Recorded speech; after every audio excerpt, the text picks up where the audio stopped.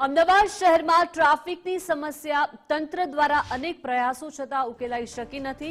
ખાસ કરીને કોટ વિસ્તારમાં આ સમસ્યા અતિ વિકટ છે અને એમાં પણ વેપારીઓ હાલાકીનો સામનો કરી રહ્યા છે। 3 દરવાજા પાનકોર નાકા પર ગેરકાયદેસર દબાણો અને પાર્કિંગની સમસ્યાને લઈને વેપારીઓ પણ ત્રસ્ત થઈ ગયા છે। શહેરના 3 દરવાજા વિસ્તારથી લઈને પાનકોર નાકા સુધીના રોડ ઉપર ગેરકાયદેસર પાથરણાવાળા રોડ પર બેસી જાય છે, જેના કારણે ટ્રાફિક થાય છે અને દુકાનોમાં ગ્રાહકો પણ આવી શકતા નથી।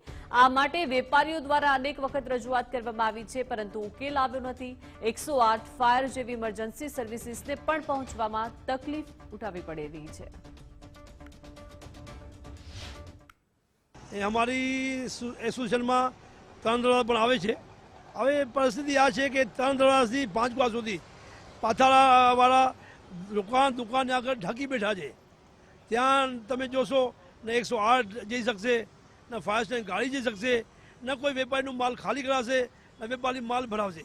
એ તો ઠીક છે, પણ તમારા માણસને જવામાં ટ્રાફિકમાં તમારા એક્ટિવા નીકળી શકે છે, ને રિક્ષા નીકળી શકે, એવી પરિસ્થિતિ સર્જાઈ છે।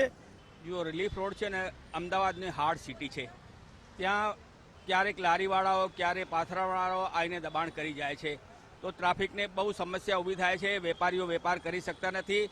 ત્યાં જુઓ જ્યાં જુઓ ત્યાં કોઈને કોઈ ગાડી ઊભી જ હોય, એના માટે અમને ધંધો કરવામાં ખૂબ જ મુશ્કેલી પડે છે અને અમારા ધંધા ઠપ થઈ ગયા છે।